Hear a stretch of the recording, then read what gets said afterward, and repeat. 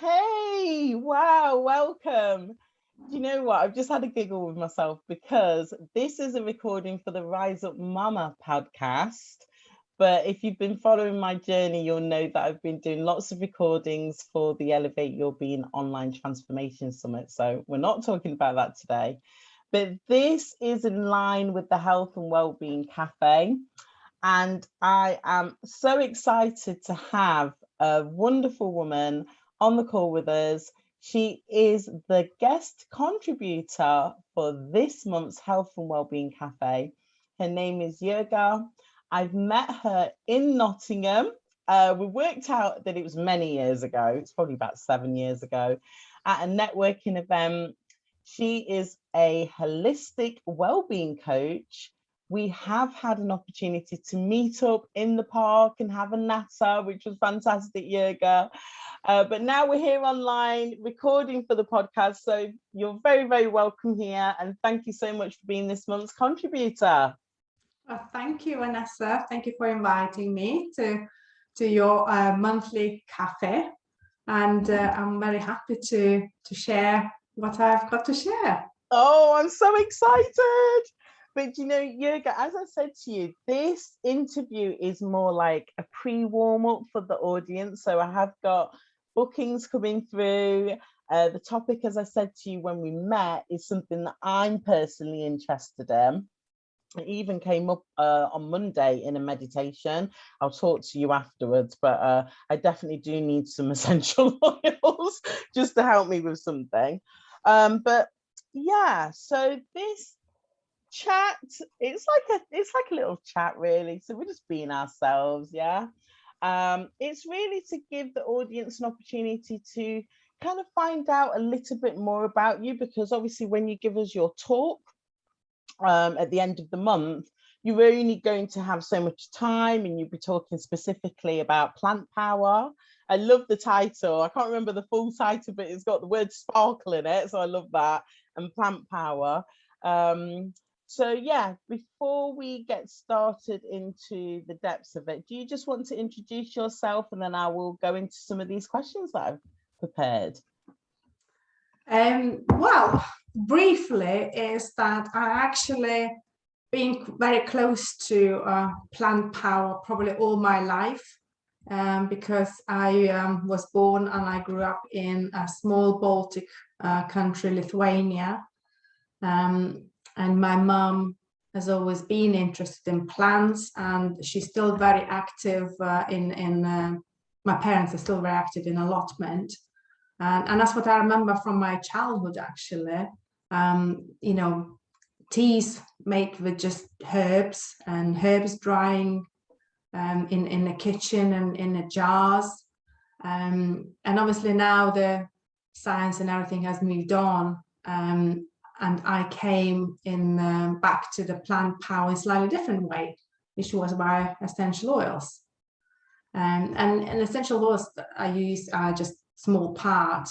It's like another tool in my toolbox. And that's sort of how I describe it. Because I think to be truly healthy, we all need more than just one tool and one way and one protocol and one program, really. I love it, definitely. I was just reflecting, just had a workout this evening, boot camp, and I was sweating, so I've had to change off and everything for this interview. But I was just thinking about a conversation that's occurred in a chat that I was having, where I've asked a woman about, you know, how's everything going with her health and well-being. She said, oh, you know, everything's fine, great, which is great. But then it's like, even if you do feel as though you have good health, it's about maintaining it. And like you said, it's the things that we can do to enhance our health and well-being. So it's not just about, you know, this is what I do, and being closed to other let's say tools, like you said. So thank you for that. So yes, I have some questions, and the first one is, what was your background before you started working in your current field of work, please? So my background was that actually I was a full-time mom to my 3 children, including twins. And before I had children, I was just in an office. And I think, as with many people they hobbies lead to passions, and the passions lead them to work. That's kind of my journey. So for since 2001, I've been full-time mom, and then in about 2011, I then fully went into the health and well-being work. Fantastic. So I love that connection with the office. I didn't realize that you had a background working in the office like myself. So, this is one of the things that I'm very conscious of, that, I work full time at the desk. I very conscious have to look down, see how many steps I've done. It's time to move, that type of thing. So being immersed in my health and well-being journey on a personal level, and also helping others with theirs, is something that gives me great joy, because it's such a difference. The two worlds are very different. So I want to move into this world as well, full time. Brilliant. Well, yes and no, but I think being still one foot in an office job and kind of corporate work can be very helpful to others, because you can reach those people that I might not be able to reach. That is very true. And I did think about it as well, but I think it's having the balance. I do 4 days a week because I've had the little one, but I'm really, if anything, want to move it down to 2 days and still I want to be more on the other side than working at the desk full time. Even though, as you know, when you're running your own business, there's still so much admin that you need to do anyway. So if anything, actually, you do more. I remember when I went into self-employed, after about, 3-4 years, I reached the point where I thought, what's the point of being self-employed if actually I've got even less time? This is the point. Yeah, I hear what you're saying. So let's let's focus in more about what you do. So tell us a bit more about what you do, please, Jurga. So the recent things that I've moved into, and that's where my kind of latest passion lies, is a very holistic, genuinely holistic approach to health. And that includes physical health, as well as mental, emotional, and even further going into spiritual health. So yes, I started off as a personal trainer. I've done boot camps, I've done large group exercise, small group fitness exercise coaching, I've done nutritional coaching, and now I kind of draw on all the knowledge that I gathered over that last decade and put into a very holistic program, and say with many tools available. It's like helping really people to put that puzzle together with different pieces. And so I do mind mediation therapy, which is, in a joking way, I call it hypnotherapy on steroids. And it's kind of helping people really to realize what might be holding them back, and then helping them to find those causes, not necessarily with reliving what might be causing those traumas, but actually in a very gentle yet empowering way. And then everything kind of very gently falls into place anyway, once you sort out the mindset bit, and especially the workings behind the hidden mind. Everything, all the other decisions that we make, whether it comes to fitness or to food choices or to relationships or to friendships or to work decisions and projects, everything just flows very kind of naturally. Yeah, I love it. And we're very similar. I mean, I think the difference is where one of the tools, as you said, it's not the main tool, is whereas you have the focus on essential oils, I have the focus on nutrition. But the other things, you know, as you know, I've got the empowerment group for women, which is about that spiritual development and health and everything. And I've actually put together an accountability group because of the mindset, because I found it was a sticking point for many of the women that I was working with, getting so far, working with their health, working with their movement or their fitness intentions, but then things were holding them back. So I love that. So, okay, you said that you were working in an office, then you had your family, and I love the fact that you've got twins, absolutely amazing. So you're like a super mama with your twins. But how did you get started? I mean, what was the kind of trigger to say, okay, I'm looking for a bit more and this is the direction? How did you get started with this? I got started because it's a personal family story, really. We had some health issues in the family, so I decided to do some research because it's one of the things I've always been a very curious person, and I always liked doing my own research. So I wasn't quite happy with the answers we were receiving, and it was autoimmune illness. So it's one of these why, you know, they tell you kind of, well, you know, there is medication to manage the symptoms, you've got it for life, it's not curable, cannot be healed, get on with it. And then when you start asking slightly different questions, they can't give you answers, actually. So I had to go out of the box and do research.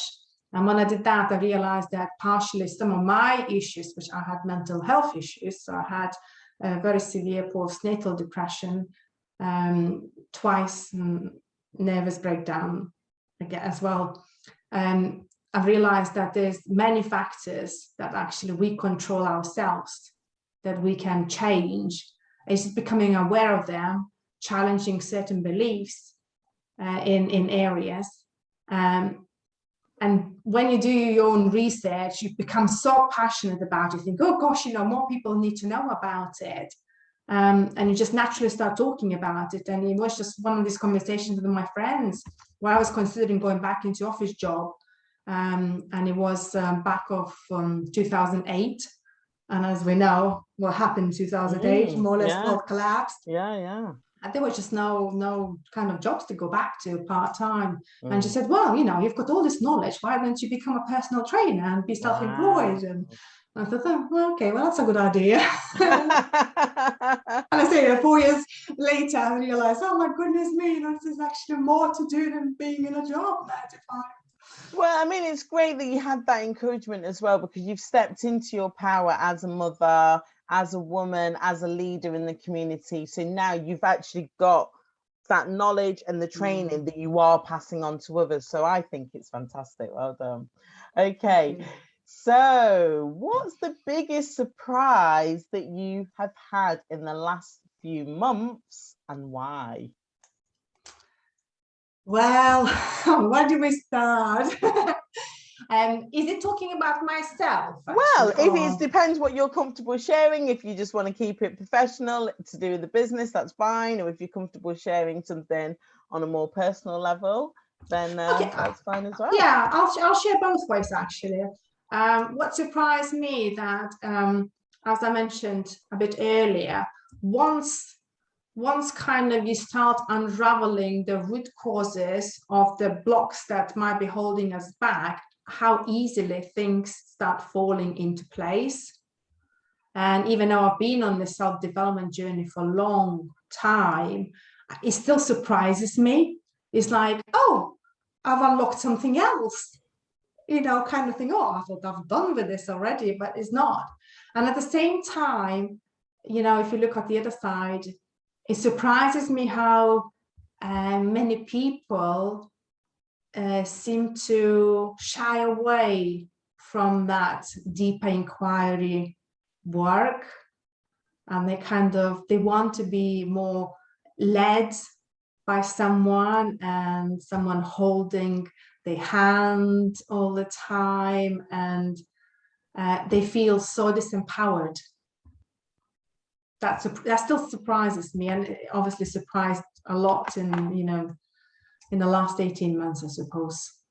Yeah, I mean, the word that I'm thinking of is self-responsibility. I mean, I feel that for some of us, we've probably stepped into self-responsibility even more. I know that we're very similar in terms of our views and what, how we've been feeling about the last 18 months and how we've been proactive over the last 18 months. But I think that that's self-responsibility. So maybe you're surprised that for others, it's like, I don't know what to do. And it's like, rather than being powerful, giving their power away. Mm-hmm. So, and I think, that I'm kind of thinking there is information out there. And even when I was personal fitness trainer, I thought, gosh, there's so much information just literally at fingertips, when we have the internet now, the resources are just there and so easy to find. And yet somehow it's still difficult and challenging. But again, self-responsibility, personal choice. We all get 24 hours in the day. It depends how you choose to spend your time. For some, they're just interested in the soaps, the films, whatever they can do to escape, that escapism. For others, not gonna lie, I used to watch soaps. Yeah, I used to sort of like do what I was doing and then I'd look forward to my little soap. But I've kind of realized over the last 18 months, I have to really be willing to let everything go. So the television's gone. In fact, Mark chucked it. We've got some rubbish that needs putting out into a what do they call it? A skip. And Mark literally threw it on the skip. So self-responsibility, gathering information, as you said, we all have time to do it, but I don't know if it's a cultural thing or it's just an individual thing. It's again that choice, personal choice. I can't be bothered. I'm not interested. But sometimes it can be very unconscious, because I've experienced that myself. Yes. Brilliant. Okay, so just thinking about what you do. I know that you said that there's many branches to your work. So you might want to talk about this as one thing, or there might be one particular element of your work you want to hone in on. But I've got a question about a common myth that's related to your professional field that you're wanting to debunk. So it might be something that people are just getting this wrong, and they need to know that it's actually like this. What would that be for you? So, okay, when it comes to hypnotherapy, I had, and I believe that myth myself, and it was that when someone goes into hypnosis, they lose the control of their mind, and that petrified me.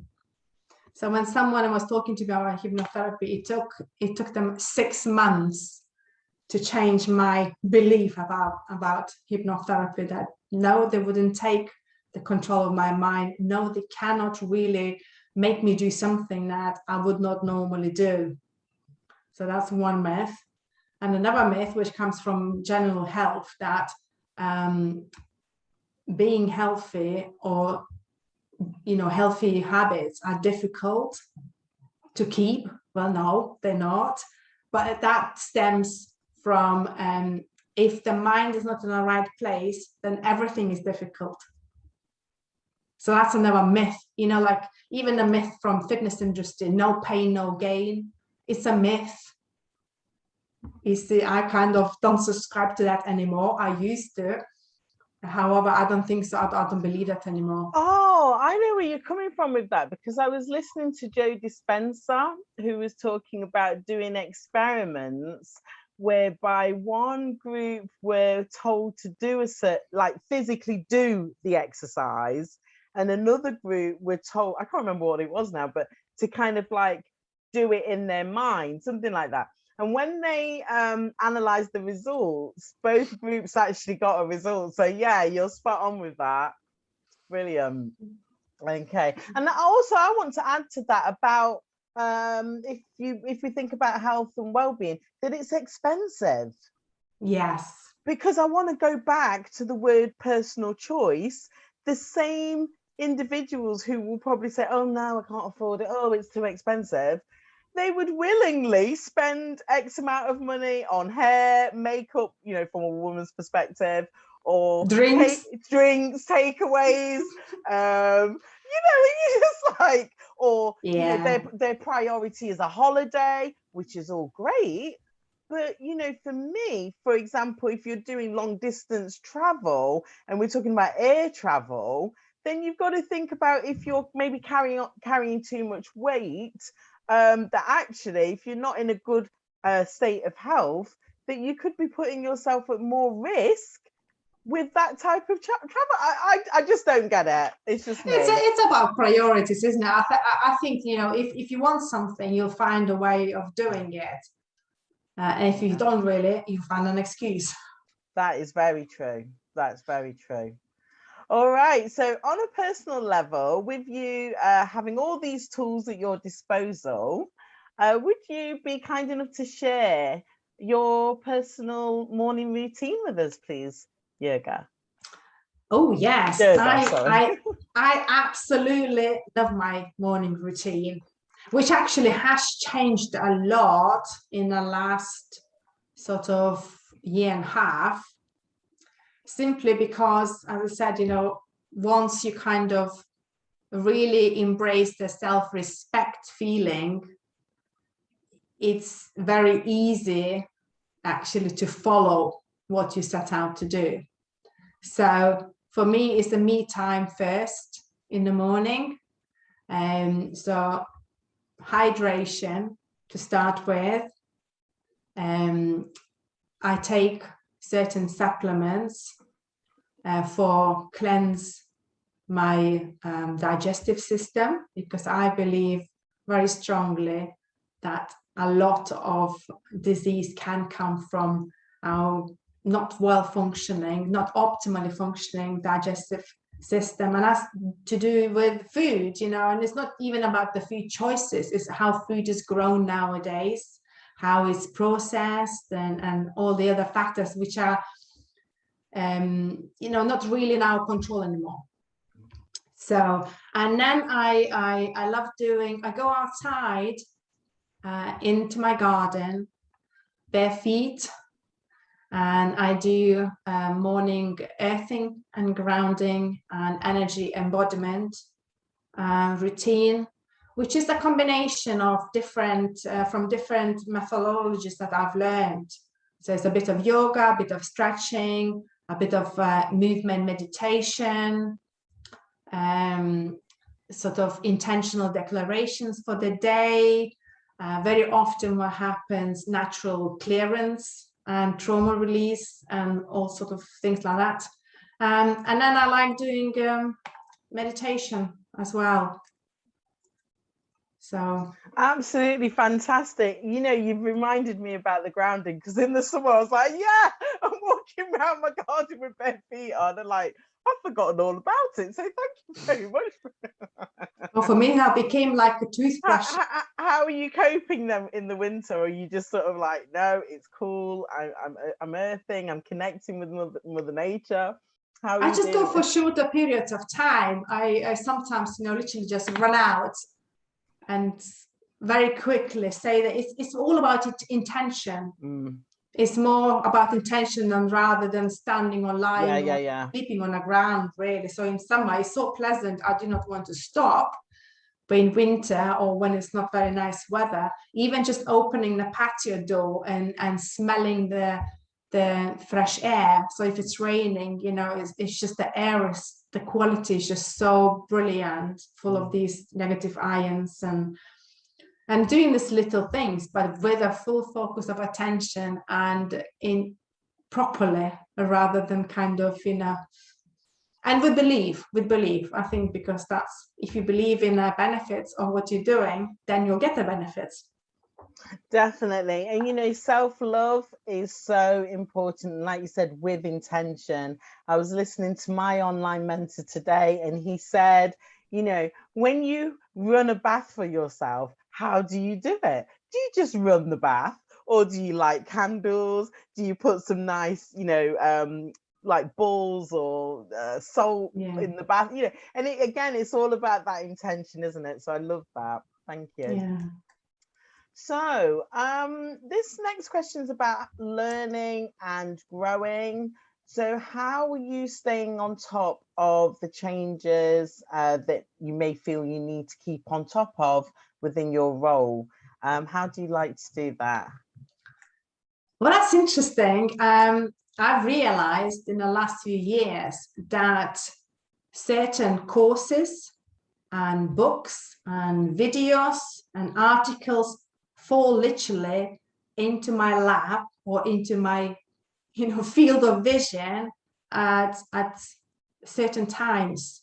So now I kind of follow my intuition, and if anything appears and I become aware of it, I think, well, there is a reason why I became aware of this.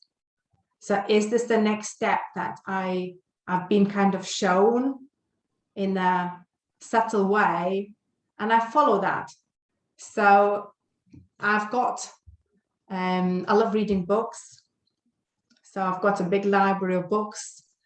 Sometimes I buy and time passes before I even open them, but I know I bought them for a certain reason, and if I haven't opened it straight away when it came, then it wasn't quite the right moment. I always look through them, and like sometimes read from the back to the front, sometimes from the front to the back. And courses, again, either they just get recommended to me, or I see, even though I haven't seen on social media quite often. I just follow the curiosity, really, wherever it leads me. So I'm open to learning more, but I'm not very fixed on from how I learn it, where I learn it from, as long as I kind of feel that I resonate with this either person, presenter, or the topic of the course. And that's, I think, how very naturally I progress from personal trainer into nutrition coach, into mindset coach, into habit change coach, and now into the deeper hidden mind things. Fantastic. Okay. So it might be a similar question, but what are the best resources that have helped you along the way? So is there anything in particular that stood out for you in your career that you're thinking, actually, that has been so fundamental to where I am today?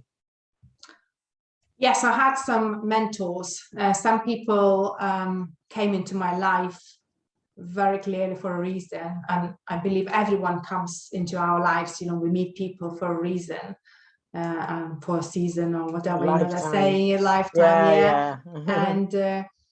And having conversations as well with not just the mentors, but with other people as well. So being kind of authentic and not shying away from any questions. I do believe there is no silly question, there is no stupid question. It's only how we perceive ourselves, really. We think, oh, it's embarrassing to ask this question. Well, I ask all sorts of questions, because I think, if you don't ask the question, the answer is always no, and you will never know what you don't know. Yeah, you don't know what you don't know. I love that. Exactly, yeah. But it's kind of, it's playing about with these questions as well. It's intuitively thinking, well, does this sound okay to me or not? Do I like everything that I see in that material or not? And not being afraid to mold things together.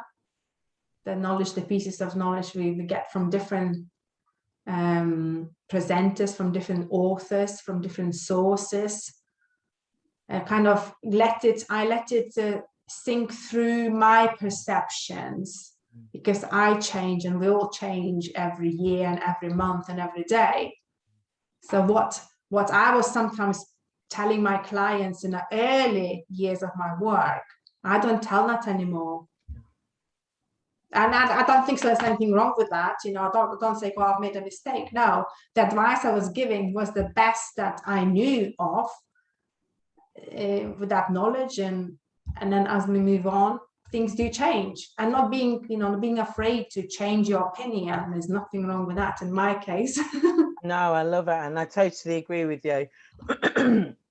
Because like you said, I love the phrase lifelong learning.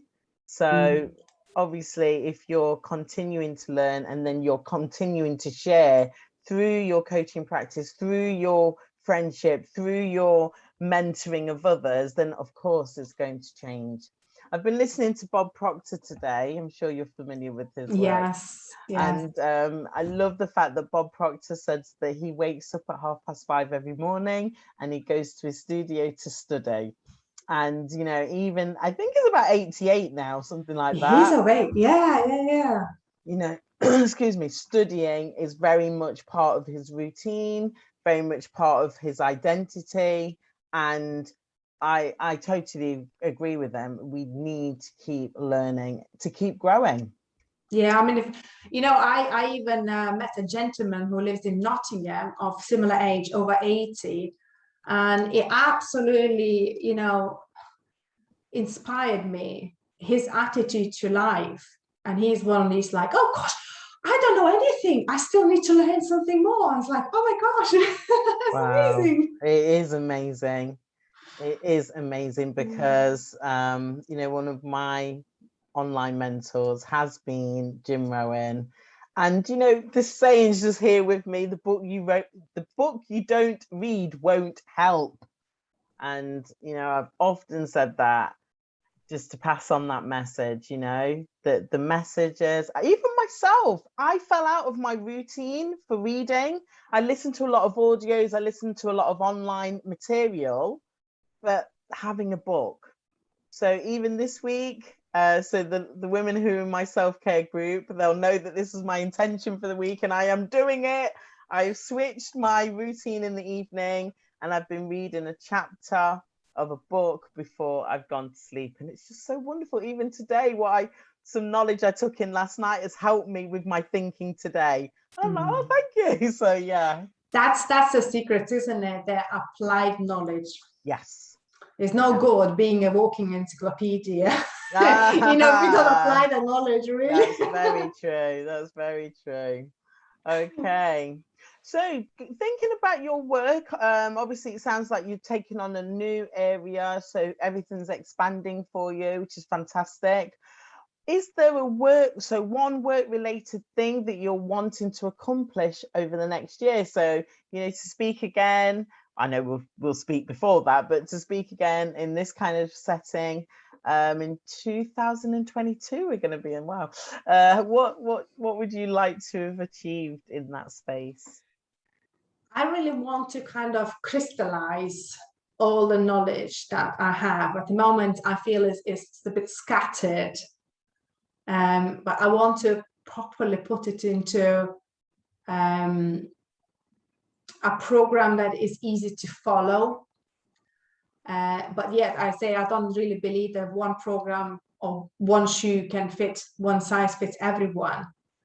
But it's just giving people these tools that they can pick and mix and choose,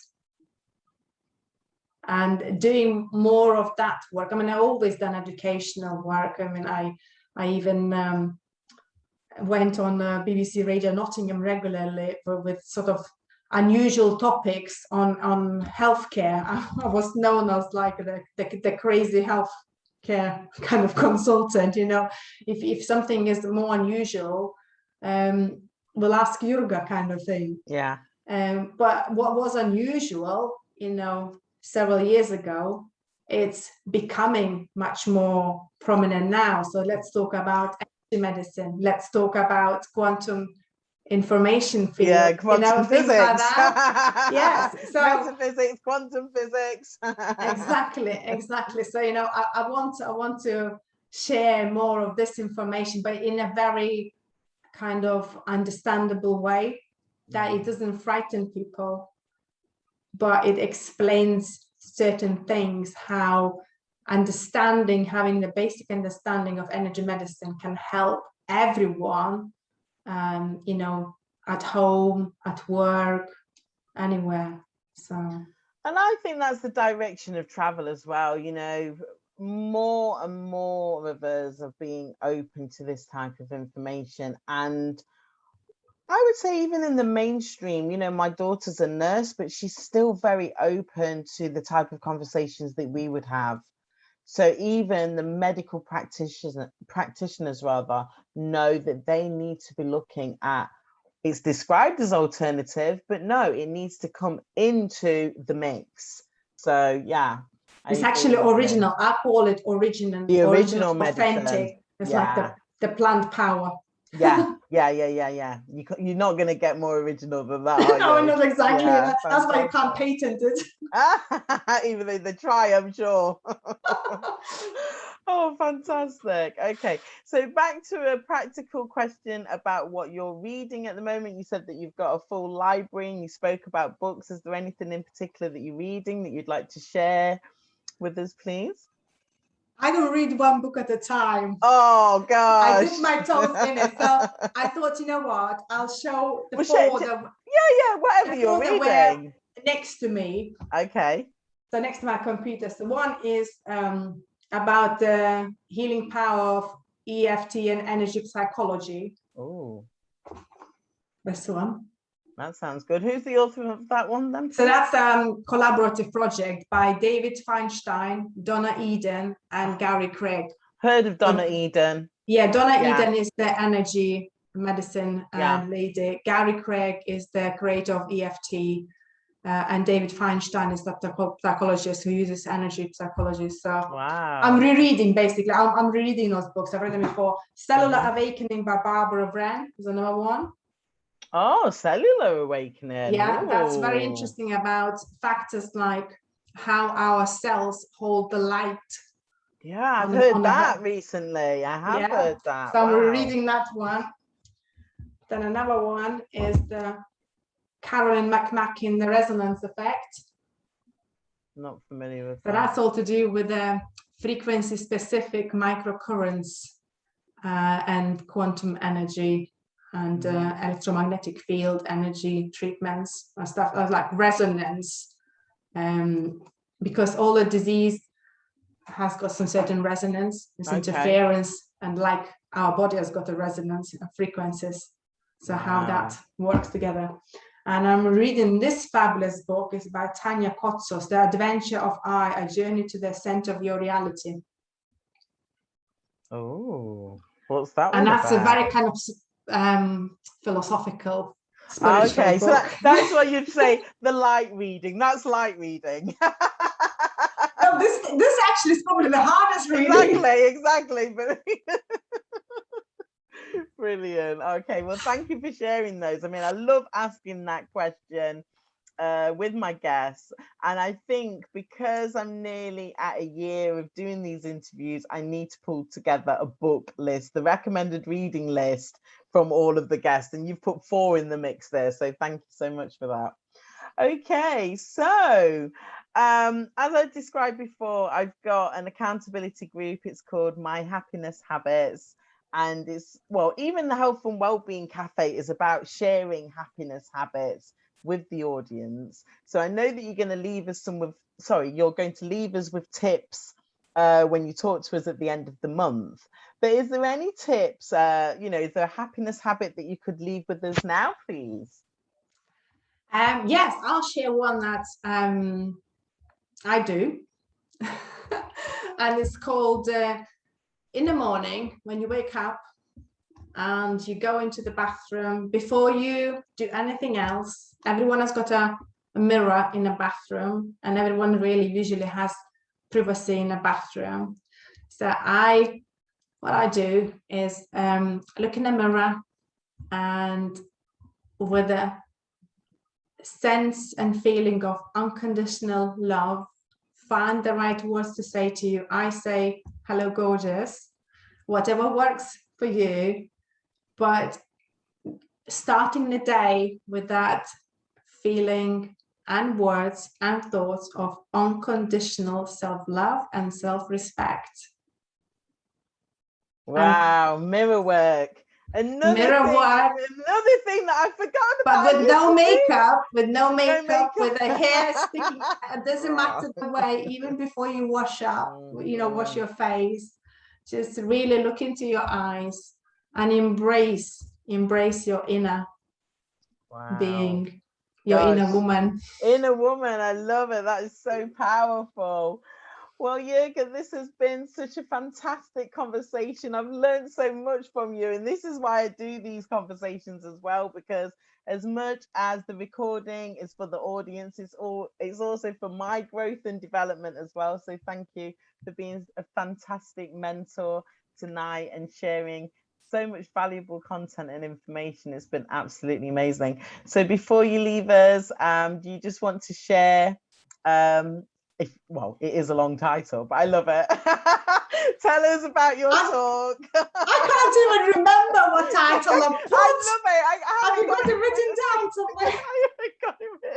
It's got the word sparkle in it, but basically it's about plant power. Do you want to tell us what? Let me just find it quickly, because I know where it is.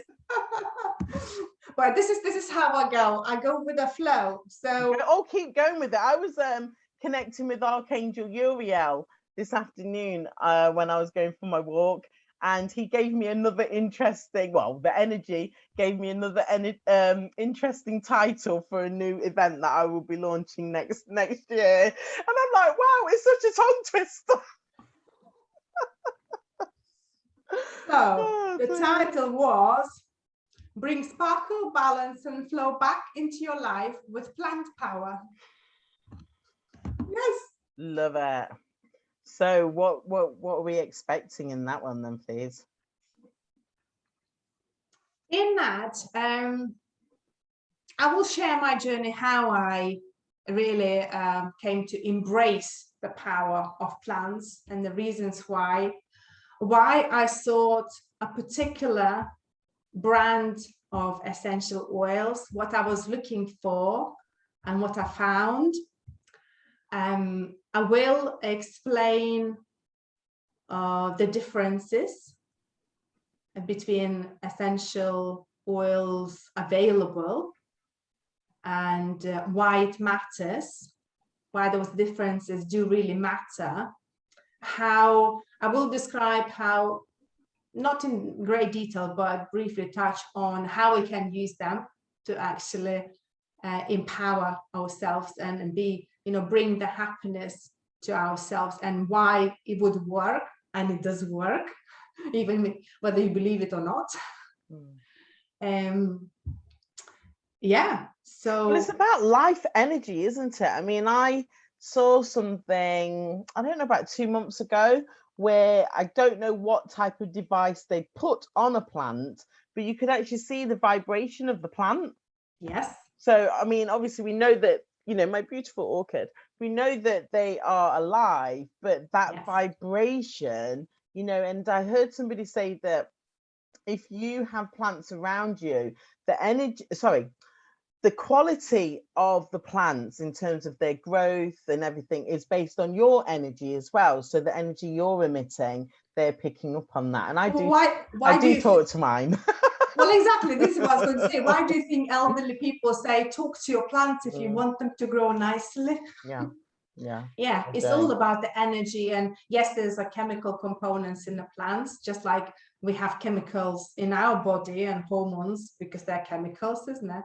It's exactly the same, but so is the energy. Fantastic. Oh wow, I'm so excited and looking forward to it. So this has been a wonderful conversation. Thank you so much for your time. Thank you. I'm looking forward to having you with us on the 28th. So anybody who's listening, it is a free event. Please, you do need to book in. So there will be a link at the bottom of this video for you to book in. Jurga, we haven't I think we might have spoken ages ago about the prize that I do on the night. So I have a raffle. So we'll talk about that offline. But hopefully you'll be willing to to put something into the mix. So one of the wonderful attendees will be winning a fantastic prize from Jurga. So tune in and we'll see you at the end of the month. Thank you so much. See you. Bye-bye.